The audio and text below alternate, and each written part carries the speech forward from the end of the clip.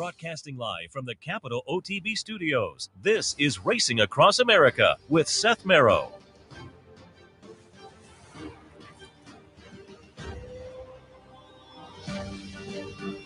And yes, this is Racing Across America, and I am Seth Merrow. Sunday morning, as usual, we'll do a little racing recap, probably have a little time, do some news and notes, maybe a little handicapping. And then towards the end of the program, we will be joined by our friend Tony Calo. A couple more weeks of racing at Finger Lakes, so a usual Sunday visit to talk a little bit about, in preview, what's coming up tomorrow at Finger Lakes. And we'll also recap, they closed out their stake season last week. They had a stake on Monday, a stake on Tuesday out at the Finger Lakes, so we'll recap those as well when Tony comes on. There were some fun stakes yesterday that we'll talk about. You know, we're in the winding down period of the year, 2023, and typically you get to the post-Breeders' Cup period of the year. Things tend to wind down, I guess is the best description. Most Eclipse categories are pretty much decided. I mean, there's if not decide, if you're still maybe as a voter up in the air, I don't know that there's a lot of action that is going to change the thoughts is the point. Malibu comes up at the end of the year. Some Churchill action, maybe some New York action, possibly. Remsen's floating out there. So there's I say Remsen. I don't think the 2-year-old. I think that was settled the other day. But I'm just saying on a year-to-year basis, there are still some possibilities that things could get juggled up for the most part. Your Eclipse kind of season is done, and we're in the wind down period, moving towards the calendar turning, obviously, end of December and into January, and then we rev up again. You get the Pegasus down in Florida, and once the calendar turns, now these 2-year-olds that we're maybe talking about a little bit, now they become 3-year-olds, and that Derby Triple Crown conversation becomes much, much more intriguing and interesting. And so, as I say, there's still plenty of great racing. It's just not maybe as potent overall a period of the year as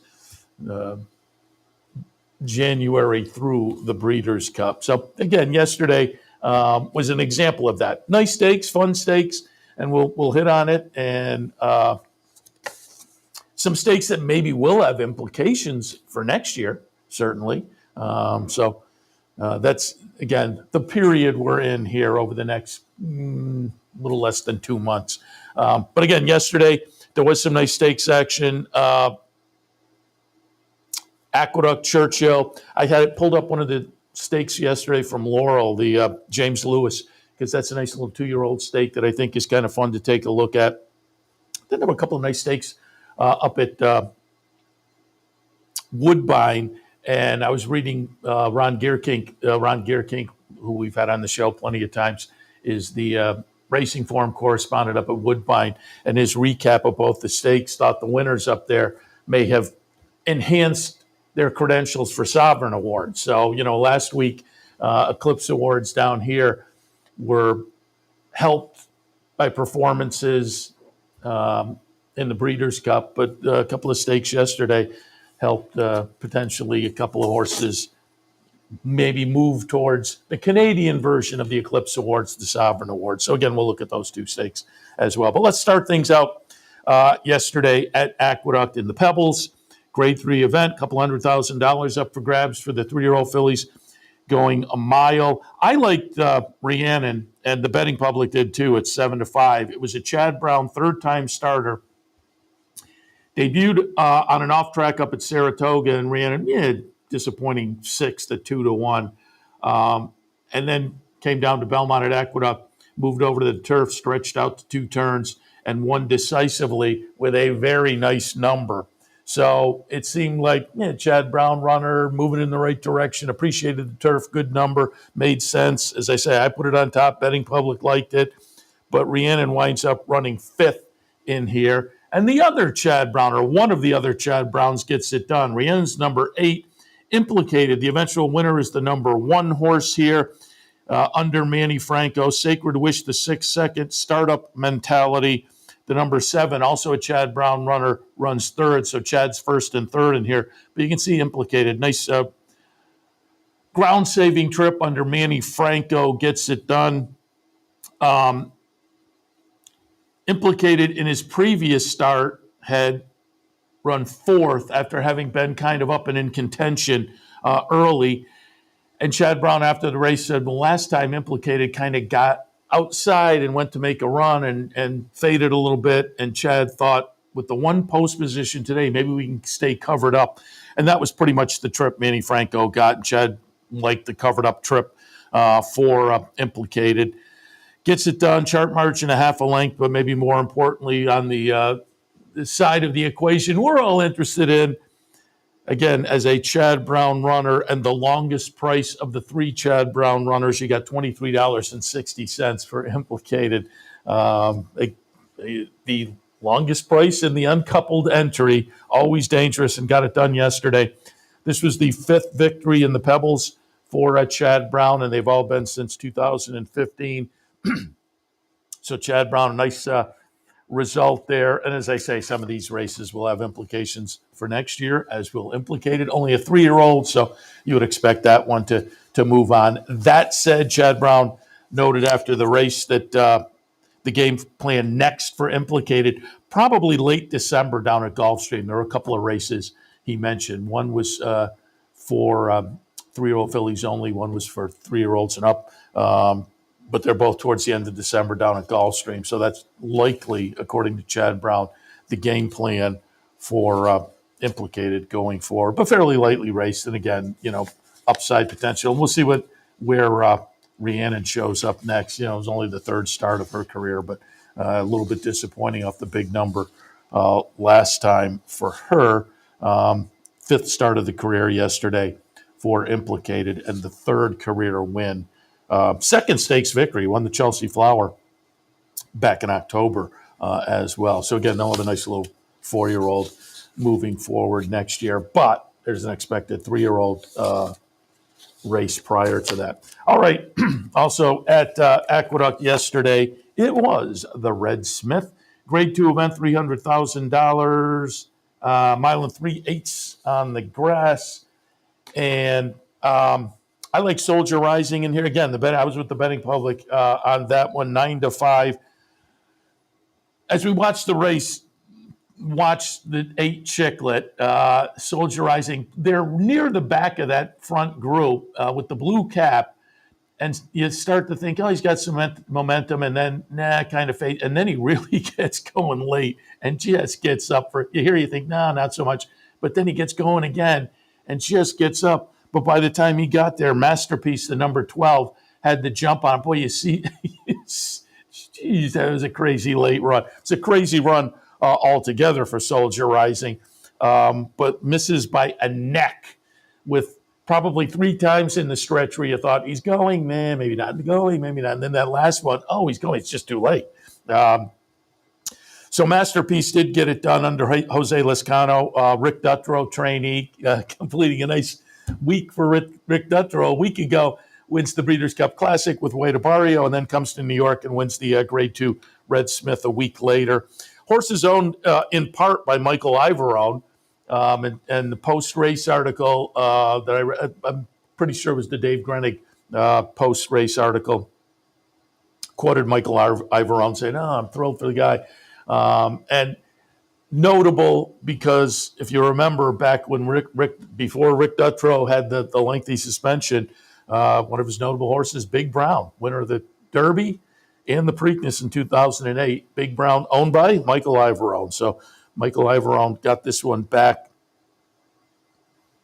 This horse also was with Saffie Joseph going back a ways. Let me take a look, and I can tell you exactly when the transfer was made. As recently as April 1st, down at Gulfstream in the Pan American, this horse was in the barn of Saffie Joseph. Then, of course, Saffie Joseph had the problems where they were not taking entries at Churchill, and there was a little residual effect in New York. So White Barrio's owners said, we want to run in New York. We're going to give the horse to Rick Dutrow. At the same time, Michael Ivarone and company moved this horse also. Not the same ownership as White Barrio, but they made the same move for the same reasons, from Safi Joseph to Rick Dutrow. And the article yesterday said, kind of classy, he said, Mike Ivarone said one of the first texts he got of congratulations yesterday was from Safi Joseph, but a tough situation there for Safi to have a couple of horses like that get moved out of the barn. Ivarone said maybe the Pegasus Turf on the agenda for this one that comes up towards the end of January. So we shall see. But Masterpiece, 26 career starts, 7 wins, 4 seconds, 3 thirds. With the purse yesterday, 160. So what moves to about 700,000, probably over $700,000 in earnings for Masterpiece. And again, left from the far outside post in a field of 12 and manages to get it. Wasn't there was actually a horse, I believe, snuck in. Yeah, a horse snuck in from the AE list. So Masterpiece was actually in the next outside post in the field of 11, but still had a little something to overcome. But at a mile and 3/8, you have plenty of time to find your spot and whatnot. He did. He got up, as I say, by a neck, $23.60 for Masterpiece. And again, I like Soldier Rising at 9-5. The betting public did. Kind of a crazy situation. Trainer Christophe Clement, after the race, commented that it's just tough with this one. And Soldier Rising, now 10 second place finishes in 21 starts with 4 wins. So far more second place finishes. And Clement, in the post-race article, you could kind of sense the frustration. And he said they might put some blinkers on. He said they would try blinkers in the morning and see how that worked for Soldier Rising, to see if he could get that one maybe a little more involved early. Because it's got to be frustrating for him and the owner, because as a bettor, it was frustrating for me to see him, as I say, kind of look to have the momentum this stretch and not, and had the momentum. And as you saw coming around the turn, he's sitting next to last. And then just that big late run in between horses and misses by a neck. So we'll see what be interesting to see when Soldier Rising shows up next, if he does have the blinkers on, and more interesting to see how he then performs if he does have those blinkers on. All right, yesterday also a couple of stakes down at Churchill Downs. We'll kick things off with the Dream Supreme, $300,000 up for grabs for the fillies and mares, going 6. Wicked Halo went off as the 83-cent to $1 favorite for Steve Asmussen. Wicked Halo last year ran third in the Breeders' Cup Filly and Mare Sprint behind Goodnight Olive and Echo Zulu. Steve Asmussen post-race was interviewed, and he said, this just looked like the better spot for this horse this year. And he talked about how proud he was of her, because Wicked Halo, as the favorite, gets it done. She's going to be the 5 horse under Tyler Gaffleone and wind up winning by a couple of lengths. I had her on top. I had Little Prankster second. To me, they looked like they stood out. Wicked Halo, the 5, Little Prankster, the 4, and they did stand out. It was 2 lengths to second, 2 1/4 to third. So it played out the way it looked to on paper. It looked to for the betting public as well. They were the top 2 choices. But again, after the race, Steve Asmussen said how proud he was of the horse, and this was the career finale. She now goes off to join the Winchell Broodmare band by Gun Runner. So no surprise, Steve Asmussen, the Winchell folks have another talented gun runner now to move the legacy on, as it were, on the female side of things. But she had a really nice career. This had to put her over. Had to cross the $1.5 million mark in earnings in 18 career starts, 9 wins, 3 seconds, 5 thirds. But again, Asmussen in the winner's circles, talked about how proud he was of her and what a great career he had. And Caitlin Free asked, what's it like when you train these kind, where you've trained the parents as well? And he said, yeah, you're very proud. Like, like a proud parent, and that's got to for the legacy now that Gunrunner is building. Steve Asmussen has to feel that quite often. A little bit later in the day, the River City, a race that I always think has some implications going forward. You know, the next few months you'll see some of these horses show up at various other venues. The River City and the Fall City, I think, are both races that come out of Churchill in the fall and just seem to play well later on. We'll see how that works out this year. But the River City mile and an eighth on the turf, grade 3 event, $300,000. I like Rock Emperor. Again, I like Rock Emperor. The betting public did too, but at 3-1, it was, a lukewarm like, as it were. Rock Emperor, the number 4 under Tyler Gaffleone, had some trouble trip, as it were. But it is Smokin' Tea under Johnny Velasquez, who seems to be riding an awful lot in Kentucky now, for Shug McGahee, who had a nice first-time starter for West Point Cagino yesterday at Aqueduct. So congratulations to Shug. Smokin' Tea, though, gets it done. The number 6 horse here by a length and 3/4. Close for second. Harlan Estate, the 12 over number 11, Siege of Boston. Smokin' Tea came into this race off of a third-place finish at Pimlico in a little stakes race there. Prior to that, though, was a pretty good third in the Mint Million at Kentucky Downs. Off of that Mint Million, went off favored as the 6-5 favorite in the Pimlico race, but again, could do no better than third there, but bounced back yesterday to get it done. $10 and change, so a nice little winner there. And as I say, John Velasquez seems to be kind of Kentucky-based this fall. And I mentioned it, I said it a couple of days ago maybe, and there's a lot of money down there. And you see a lot of New York trainers and owners now too with these races with the purses that are juiced up with extra money for Kentucky breds. You see some New York owners and trainers popping down with their Kentucky bred horses chasing, allowance events for $100 and some thousand. And so I don't blame a jockey who is maybe thinking along the same lines. There's an awful lot of money floating around here. I mean, maybe particularly, I think at his stage of the career, John Velasquez is kind of being a little more selective, perhaps picking his spots. And if you're picking your spots, why not pick spots where the money is most productive? So nice afternoon down there for him with the stakes victory. As I mentioned before, the James Lewis yesterday at Laurel. It's for 2-year-olds, and it's one of those later in the season 2-year-old races. Just kind of fun to look at. You don't come out of these Laurel 2-year-old stakes necessarily being a 2-year-old that you're going to think of is going to hop on the Triple Crown Trail. Not that that's not possible, but these are just interesting 2-year-olds to watch going into the 3-year-old season. And down in Maryland, you also have to keep in mind maybe they're not Triple Crown, but they may be Pimlico and Preakness possibilities.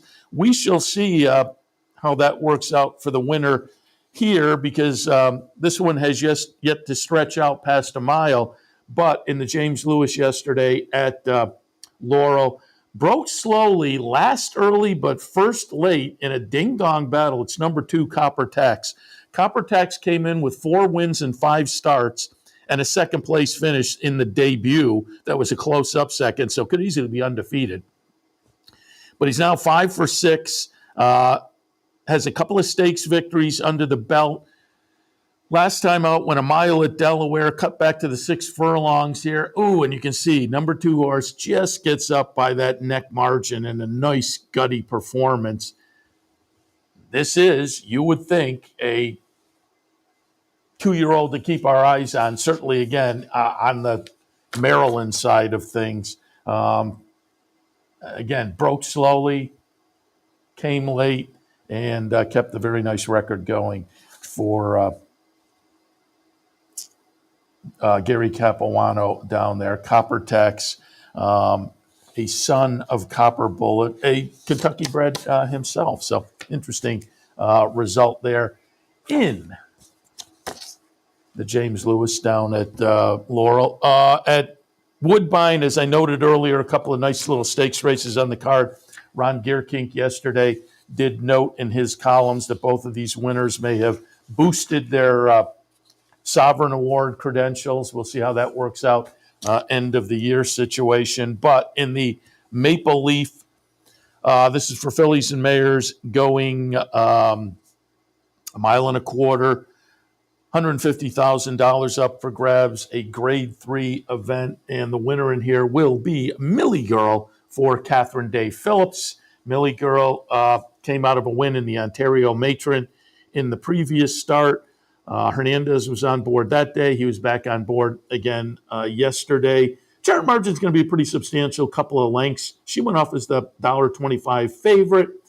Solo album, the number 10, runs second for Mark Cassie. And Angelou, the 8, runs third. So it was the first, 3 favorites in order? No, it was the first favorite, second favorite, and the fourth favorite running 1, 2, 3. But it was the 2 top favorites running 1, 2. He wound up with a $16 exacta with those 2 getting it done. And again, it was Catherine Day Phillips with the winner, Millie Girl, who overall in the career now, solid. 10 starts, 5 wins, 2 seconds, 3 thirds. The purse, $150,000 to put her $350,000. No, more than that, close to $350,000 in 10 starts. Solid there. So Millie Girl gets it done in the Maple Leaf. Millie Girl being by Hard Spun, and a little bit later on, Hard Spun would once again get a stakes victory. Keep that in mind. Hard Spun one to watch on the synthetic, certainly up at Woodbine. Hard Spun is the sire, as they say, doubling up with stakes victories yesterday, because a little later on the Woodbine card, it was the Bess Arabian Grade 2 event, $175,000, 7 furlongs the trip. And in here it is going to be Loyalty getting it done for Josie Carroll. I think she had 2 or 3 on the card yesterday. But that included this stakes victory. This is another talented runner. And as I say, Ron Gierkink said both of these may have bolstered their credentials for Sovereign Awards. Loyalty, 4-year-old filly, so sprint filly maybe up there. Gets it done by a length and a half. Went off as the $3.05 favorite. So we get $8.10. Love to Shop, the 14-second. Dolce Suppressa, third at 41-1. So a little bit of an upsetter at the bottom of the triple that juiced things up there a little bit. 20-cent triple paid almost $250. That's not bad. But Loyalty getting it done under Kimura for, as I say, Josie Carroll in there. And she came in off a third last time in the Ontario Fashion. But overall now, after yesterday, 11 starts, 7 wins. Pretty solid. And again, we'll see if she does manage to snap up a Sovereign Award. Both of those a little bit intriguing now off of the performances yesterday up at Woodbine in the Maple Leaf and the Bess Arabian. And just looking through. And again, Hard Spun being the sire of both of those was kind of fun and notable as well. And notable, again, because that's one of those things, if you weren't already on them, you tuck it in your back pocket for synthetic races. And Hard Spun, one to maybe give a little extra check mark to when you see that on top. And those are the kind that if you're playing 2-year-old races and you're playing at Turfway or you're playing at Woodbine and you have a first-time starter or maybe a second or third-time starter who's trying the synthetic for the first time and there's Hard Spun on top, maybe that's when you look at again. All right, we will take a break. When we come back, we'll do some news and notes, maybe a little handicapping a little bit later on. We will be joined by our friend Tony Calo. All of that coming up right after this. Stay tuned. Racing Across America continues. Capital OTB is now streaming live on Roku. The RTN Racing channel on Roku lets you watch OTB TV live through your Roku device or your Amazon Fire Stick, rather than being limited to computers and mobile devices, which means you can now watch OTB live wherever you are. Simply open Roku, scroll to find the RTN channel, then click on OTB TV. OTB TV on Roku. Try it now. The Clubhouse Racebook is the Capital Region's new home for racing and sports. 25,000 square feet of Vegas-style action with live wagering on the best horse racing from around the world. 260 flat-screen televisions and state-of-the-art wagering terminals. So don't miss out. The fun is only minutes away at 711 Central Avenue, Albany, just off Exit 5 of I-90. And don't forget, if you can't make it to the Clubhouse, you can always wager online 24/7 at capitalotb.com. Sometimes it pays to go with the flow, to check your worries at the door, to reconnect with your crew, to follow the thrills and the flavor, to roll with it and see where it takes you, to enjoy every minute to its fullest, and to dance like there's no tomorrow. You can do that here at Rivers Casino and Resort Schenectady, where the good times flow. Welcome back. I was just trying to pull up here on my computer. I'll see if I can get it quickly. Yesterday there was and I meant to look last night and I forgot, there was a mandatory with a carryover in the super high five, the high five at Woodbine. That being the vertical bet. You got to have the top 5 finishers. It was in the last race yesterday at Woodbine. My computer's slowly, I think. There we go. So let me just see how that played out. Super high five with the crazy carryover yesterday. Super high five, not bad. 20 cent bet, $48,000 on the 20 cent bet. There was 1.2 million in the pool. Let me just go up. Oh, well, and no wonder it paid $48,000. There was a $98 winner on top. So the first 5 finishers there, 48 to 1, 4 to 1, 13 to 1, 13 to 1, and 4 to 1. The favorite at 4 to 1. Boy, this was a tough race. You had 3 different horses at 4 to 1 in there. One of them being the favorite. That is a lukewarm favorite. But the favorite runs a disappointing 7th, and you have a $98 horse on top, leading to, again, that super high five, $48,000. Congratulations if someone out there hit it, certainly. But I would think with a $90 horse on top, that was a tough pull. It's a 20-cent increment, so you can put together a fun little ticket for a reasonable amount of money. But unless you're working phone numbers or whatnot, I'm not sure. Even at 20 cents, you might have had that one. But if somebody did, hats off. That's a nice score. Breeders' Cup TV ratings came out within the last couple of days. Breeders' Cup registers a .51 Nielsen rating. That reflects to about 834,000 viewers, which in the national television landscape isn't much. I used to own a television production company, and we produced some things that were shown locally. In my day, a rating this low would have been an asterisk. It wouldn't have even warranted, I think below maybe 1.2. This was a while ago. But if you got below a certain number in the book, it just showed up as an ad. So, but I'm wondering, because again, then they talk about the viewership on Friday for the Future Stars was .11, even lower. So now with the television landscape a little more divided, maybe they're willing to put these smaller numbers in. But all of that said, that's kind of an anemic number, certainly. And again, you're talking football season and college games and whatnot. will note this: 0.51, as they say in my day. But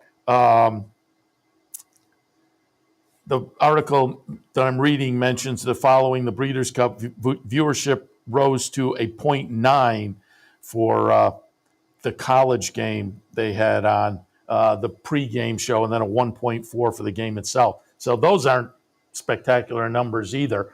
And again, as compared to when I was more into it, there is a far more splintered television landscape. So the ratings aren't what they used to be, just for pretty much anything. So that mitigates it slightly. But again, they're not spectacular numbers.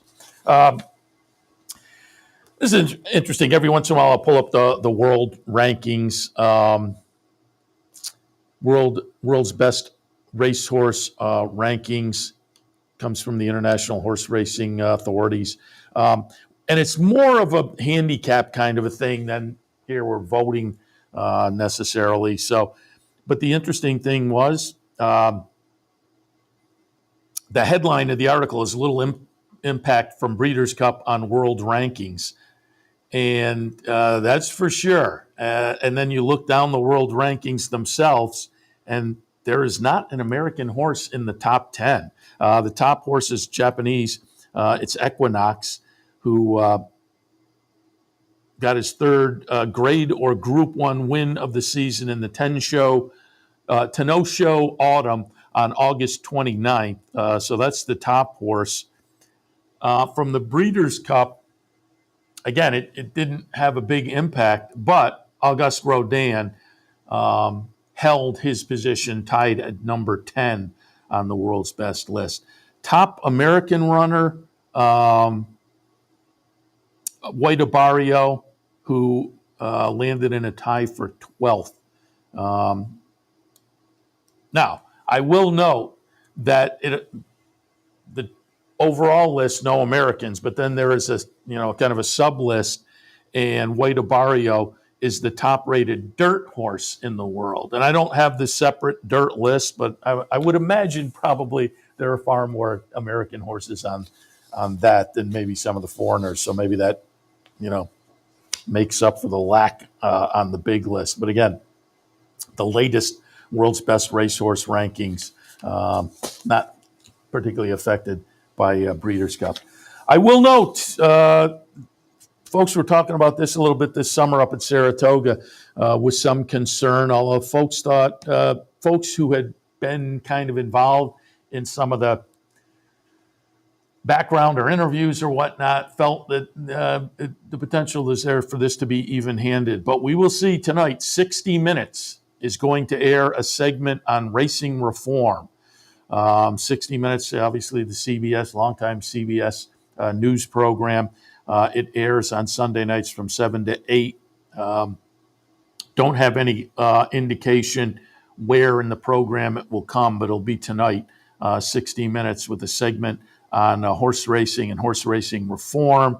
As I understand it, they did some work at Belmont. This was some time, these things, they shoot them and it's months later they show up. So they were back at Belmont months ago, but they also had an interview with Lisa Lazarus from HISA. So we'll see how it turns out. When I first heard about it, I thought 60 Minutes doing a story about horse racing. But again, having heard from some people who are maybe involved in some fashion with these interviews or whatnot, there was a feeling like, they seem like they're coming in even-handed. So tonight, 60 Minutes, we'll see how it plays out. Mentioned it yesterday, NTRA final poll after the Breeders' Cup. Cody's Wish, the number one horse on the final NTRA thoroughbred poll, White Barrio second, Idiomatic third. And I would think, we kind of mentioned it on the show, both shows yesterday, those would seem to be your three in the mix for the Horse of the Year, the Eclipse Horse of the Year. Anthony Mormino was making the case for Idiomatic, and when he made the case, I said, I hadn't really thought about her. I hadn't thought about the whole thing a lot, other than immediately after the races, you're kind of feeling like, Cody Swish and White Barrio, it's going to bang between those two. But then Dave Grenig had tweeted out, keep your thoughts on Idiomatic. Anthony Mormino thought Idiomatic. But when I talked to Dave Grenig yesterday on the show, I think now he's kind of gone back and reassessed and tilts towards Cody's Wish, and certainly on the sentimentals. But Eclipse, you probably shouldn't use the sentiment. That said, I think Cody's Wish has a perfectly legitimate case to be made. All three of those, as I say, are in the conversation. But again, they're 1, 2, 3 on the top 10, NTR final top 10. Cody's Wish, White Barrio, Idiomatic. And from there on the list, Elite Power 4th, Up to the Mark 5th, Archangelo 6th, Goodnight Olive 7th. Master of the Seas bounces from number 18 last week to number 7. Master of the Seas bounces from number 17 last week to number 8. Goodnight Olive went from 18 to 7. Auguste Rodin and In Spiral 9 and 10. They didn't make the list last week. Also, once you get past the top 10, a couple of notables. Echo Zulu, number 11. And at number 13, Fierceness. 13 on the NTRA poll list this week, which, again, was after the Breeders' Cup. That wraps it up. So the last list of the season. It was also announced this week that Kentucky Derby winner Rich Strike was retired. He will be sold at Keeneland November. The owner said the horse had been progressing slowly with the regular vet checks after an exam in May showed what Dawson termed at the time to be some issues. As recently as last week, and I'm reading Nicole Russo wrote the Racing Form article. As recently as last week, Dawson, the owner, said the colt would soon be joining new trainer Bill Mott at his winter base in Florida. However, a recent vet check took that off the table. The horse had been claimed by Dawson and Eric Reed. They subsequently split ways. But had been claimed out of a maiden victory at Churchill, was third in a stake at Turfway, and in the Jeff Ruby at Turfway, and then got into the Kentucky Derby and got it done. But now moves on, as it were. Rich Strike retired, and again, will be sold at Keeneland. So those are the kind that they aren't shocking by any means. When horses go to the sidelines, it's going to be a while, it's going to be a while. Sometimes they do. Sometimes they come back. Sometimes they come back successfully, but more often than not, it seems like you've probably seen the last of that one. And a couple of other notes. Mentioned it yesterday, but just quickly again, if you weren't watching, Breeders' Cup is going to go back-to-back at Del Mar. They were already set for Del Mar next year, but they came out this week and said they'll also be in Del Mar 2025. So Breeders' Cup sticking out in Southern California again for the next couple of years, just a little further Southern California at Del Mar. Goodnight Olive sold the other day, a few days after her Breeders' Cup victory, goes to Lexington and goes into that FASIC sale and gets sold for $6 million. But the new owner sending the horse back to Chad Brown. So we'll see. Also, Nest fetched $6 million also, and Nest will be back. Mike Rapoli bought out his partners with Nest, and he was quoted as saying something to the effect of, we have some unfinished business with her, so we're going to be back at the racetrack, but she will be owned solely by Mike Rapoli. So there were some fireworks, obviously, at the that FASIC sale with a couple of $6 million, Nest and Goodnight Olive. All right, we will take a break, and when we come back, we'll be joined by our friend Tony Calo. We'll do a little recap of some of the action from last week's stakes action at Finger Lakes, and we'll get a little preview of tomorrow's action as well, the Monday action at Finger Lakes. So we'll head to a break. When we come back, Tony Calo and a little review and preview of Finger Lakes right after this. What if there was a way to become a better horse player, to have a better knowledge of the game, to be more successful? What if there were a way to take what you've learned, what you know, and make better decisions, better choices? In horse racing, knowledge is a powerful tool. Race results and replays, past performances and live streaming, wagering from all your digital devices. Capital OTB. Become a better horse player. Birdstone is an outside front. They're coming down to the finish. Can Smarty Jones hold on? Here comes Birdstone. Birdstone surges past. Birdstone wins the Belmont Stakes. In front, but here comes High Chaparral. High Chaparral, the defending champ, to take it to Falbrough. These two arch rivals head to head with Joe Hart bearing down on them. It's going to be a three-horse photo finish to the turn. Here's the wire. Photo finish.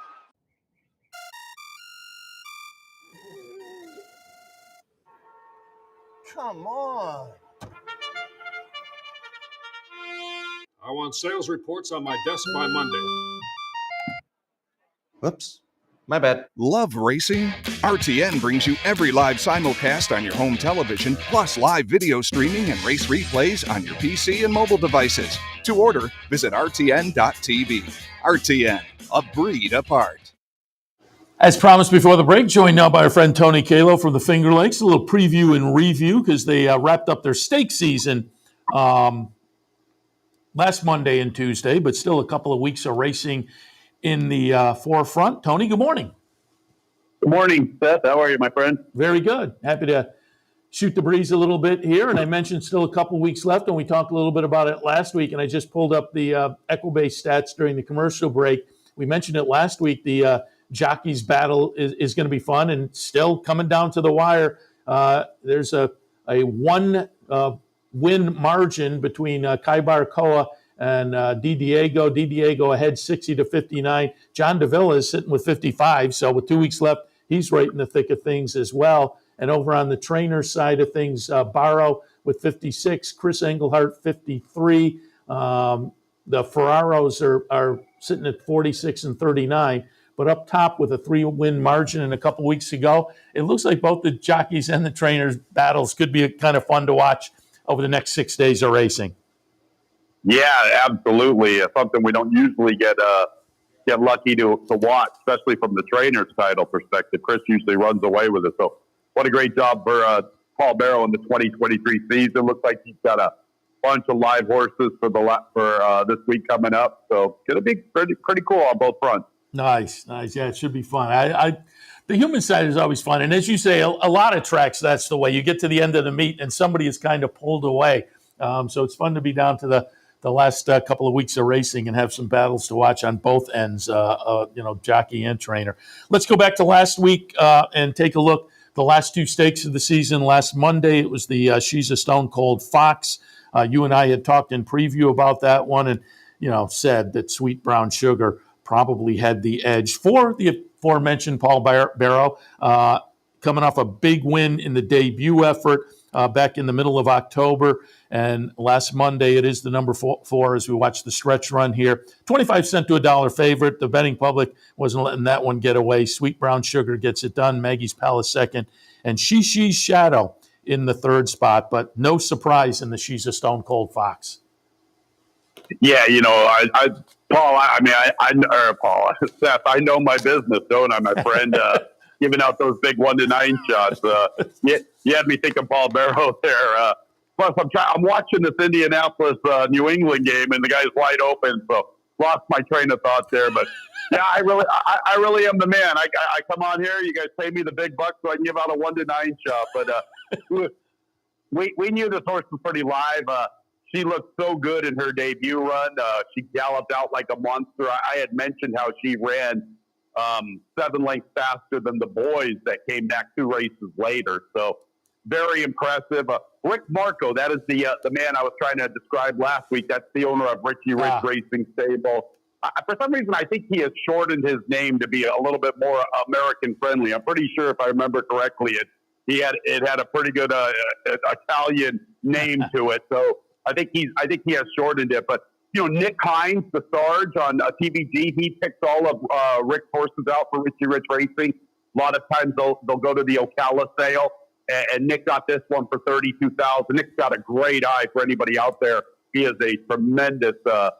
He's got that ability to pick them out. He picked a good horse out years ago for Richie Rich Racing called Wait a Minute, who won the New York Oaks, and that was she was a pretty talented mare in her own right, or filly at her time. So this one looks like she's got a really promising future. Going to be interesting to see where Paul goes with her this winter at Aqueduct. Looking forward to seeing her run. Yeah, I was about to say that. You have a nice, talented New York bred. By Collected, that's a nice win early sire. She's lived up to that. 2 for 2 now, 2 very good victories, including a stakes victory. It'd be fun to see, when you have a talented New York bred, as they say, see what spots they pick and whatnot. But she certainly looked good last Monday. Tuesday, it was the Tin Cup Chalice for the 2-year-olds going 6. And it is going to be a maiden getting it done. As you watch the stretch run, it's going to be number 6, Cable Ready, $9.90 there. Ranger Blue second, Benji Brown third. The favorite cruising for chaos at 2-1. A little bit of a disappointing fifth in here. But again, it was a nice win for Cable Ready. 4th career start, 1st career win. Not bad getting the win in the winner's circle for a stakes race. Yeah, very, very nice run.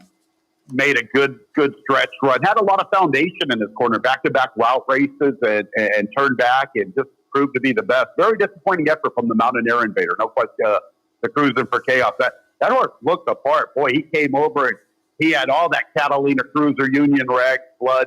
He looked apart, and I was just very disappointed in his effort. And sometimes horses need a race over the surface.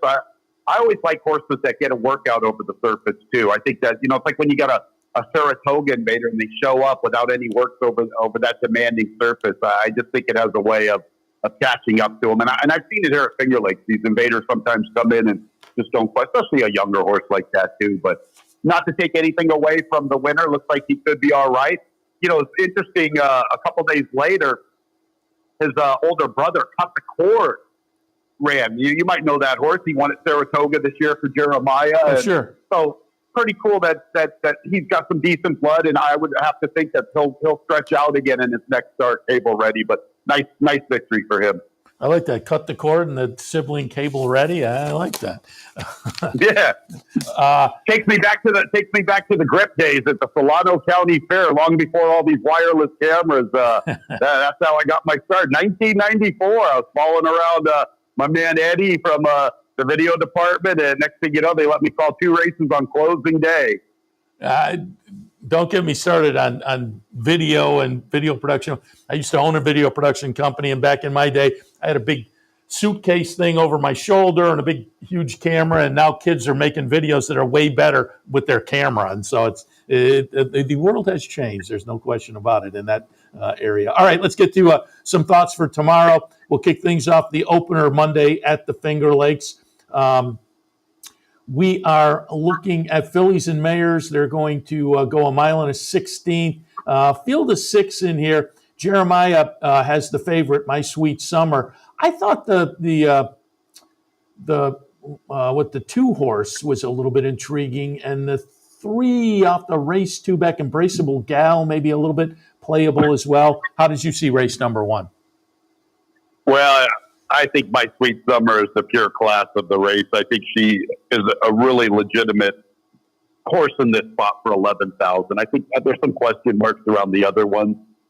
I like her getting the added real estate, Accelerate out of a mine shaft mare. Look up the dam. She was unraced, but her dam was quite a runner and won like 5 times, if memory serves correct, and won it added real estate. So I thought the advantage was with the 5, My Sweet Summer. You bring up a little bit of a case for the 2, Moni and Dawn. That's how you pronounce their name. She did graduate last year in a 2-turn race over the surface against maiden special weights and ran a big race 4 races ago. But, I think with this horse dropping for Jeremiah and Andre Worry, I'm going to go with her. I don't like the price by any means, but I just think for some reason she's probably the one to beat in this, especially considering if you look at it. I mean, she was good enough to graduate against maiden 50s at Fairgrounds. I think that's the tell right there. Yeah, and kicks off a pick 4, so maybe you find your value a little bit further along in the sequence. That's certainly possible. A little bit later in the day, the 8th race, Got to root for our friend Roddy Valente. He has Miss Stones in here, who looks legitimate, the one horse. The horse on the outside, though, I think is also playable, Stars Delight. In the 8th, we're looking at 5.5 furlongs for the fillies and mares. How'd you see race number 8?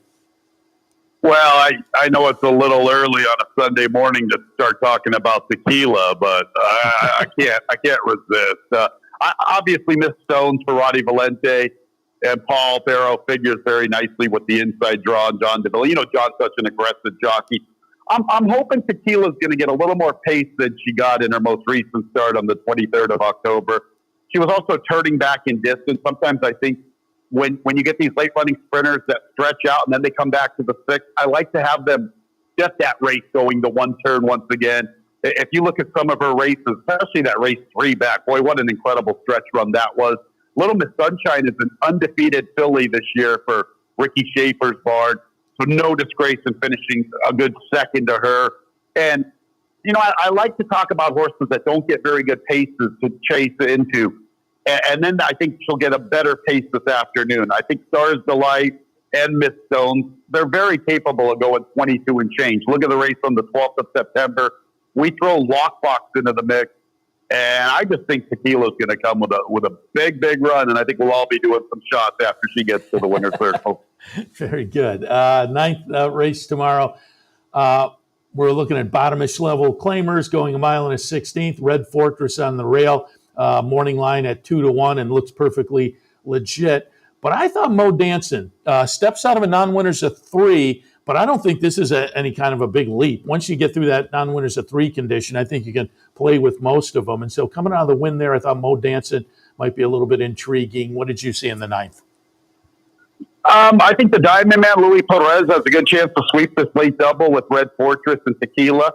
Red Fortress ran a very good race to Cozando. Cozando was able to exit that affair and step up and defeat $11,000 claimers, wow, which I thought was a big run. I like Lucky Manny and Runabout, even though Lucky Manny didn't step up the other day, but Runabout's a decent horse. So I think Red Fortress in good form. I like the spacing, the maintenance move in between. Michael Esperaro, he just continues to amaze.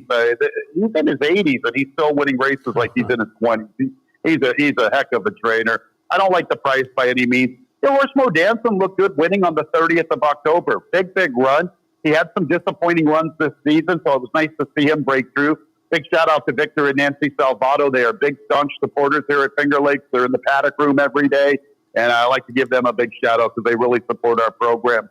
We talked about Kong Loves a Fight on the 30th of October. He didn't really run his race, but his stablemate ran huge, so I'm not going to hold it against him. And I was hanging out with Paul Barrow before that 30th of October race. It was probably a couple weeks before that, and he told me he was going to drop Kong in for a 5 and stretch him out. I had suggested maybe try turning him back in distance.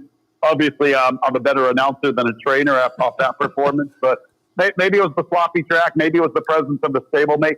At 8-1, he's a little intriguing. And another one to think about could be the 6th. That's My Business. Talk about like Mo Danson, who won an N3L. Now he's eligible. I know last time out it's going to look like he really didn't run much, but he ran into a monster. Uno for Michael Esperaro is for $5,000. That's like stealing candy from a baby, Seth. And I like it when horses do all the heavy lifting, and he tried to stay with the eventual authoritative winner. Don't let the final running line getting defeated by 18 lengths sway you away from this horse. This horse could be in a good spot tomorrow, because he ran good enough to Uno. Uno wins by 14 plus lengths? Is that what he did? He won by 14 1/4. And this horse was the only one that was ever close to him at any stage of the race. So that's My Business, a little intriguing, although the price isn't nothing to write home about. But I think those 4 horses we talked about get us a nice try and super in the 9th gap. And that is the finale tomorrow. Tony, before I let you go, I was talking a little bit earlier. I had the NTRA poll up, and yesterday we were talking on the handicapping show, and then I had Dave Grenigan from the Racing Forum, and we talked a little bit about potential horse of the year. Any thoughts? It looks like it's between Cody's Wish, Way to Barrio, and Idiomatic. I'm probably leaning towards Cody's Wish, I think. I think you're probably right with that one. It's hard to give it to White Mario off the last 2 wins, although he did look awesome.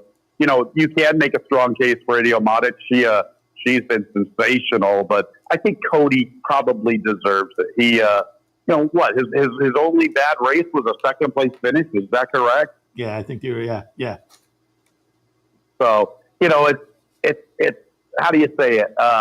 Without, there was no superstar standouts, and I think he's about as close as you get, him or the big mare, one of those two probably. Yeah, and I think that's the discussion. There was no really big standout, and it might have been interesting. It might have been very interesting if Arcangelo had run and won. Yeah. Even not running, I think he gets the 3-year-old Eclipse, right? I think he gets the 3-year-old. I would agree with that, and I totally agree with what you said. He runs in the Classic and wins it. He's horse of the year. Interesting, if Up to the Mark could have won the turf, he might have been horse of the year because he ran a very good race. No disgrace in finishing second to a European monster, but the fact that he didn't win probably will hold him back from getting horse of the year. He should be our older turf horse of the year, I would say, but. Yeah, and I'm just looking here. Cody's Wish. Actually, it was the third in the Whitney, but other than that, he has the Vosburg, the Met Mile, the Grade 1 down at Churchill. And that's a tough race to ask him, Cody. Yeah. A mile and 1/8 over a demanding, grueling track like Saratoga. I think you're on the right horse probably. Yeah, unfortunately, so sad to hear the youngster passing away the next day, and Cody Dorman. And be kind of cool if we could maybe give this horse of the year. I kind of like your angle, Seth. Yeah, that was a kind of a sad story. It was a very sad story at the beginning of the week, but the weekend certainly played out well for that crew. So hopefully that boosted his spirits. Tony, appreciate the visit as always, and again a couple more weeks of racing. So we'll talk to you again next week. 6 days left, Seth. That's how time flies. Yeah, really. But we'll catch up with you next week for the finale. In the meantime, appreciate it, and have a great 3 days of racing this week. All right, thank you very much. Appreciate it. Tony Calo from the Finger Lakes. Again, a little preview, a little review, looking at the 2 stakes last week. But 2 more weeks of Monday, Tuesday, Wednesday racing at the Finger Lakes. Keep that in mind over the next 3 days. All right, I'll wrap it up this Sunday morning, Racing Across America. Seth Merrow in the studio. Happy you tuned in. I'll be back a little bit later on for some OTB Live, and I'm just trying to quickly pull up. 12:20 is the post time today, so I'll be back in an hour and 10 minutes or so, 12:10-ish to kick things off. So I'll look at a little Aqueduct and some Churchill on this Sunday afternoon. Looking forward to it. Hopefully you are too. But again, appreciate your tuning in this morning. Racing Across America. We will be back again in about an hour and 10 or so for the afternoon OTB Live, looking at some live racing. So we'll see you then. OTB TV, a service of Capital Off Track Betting.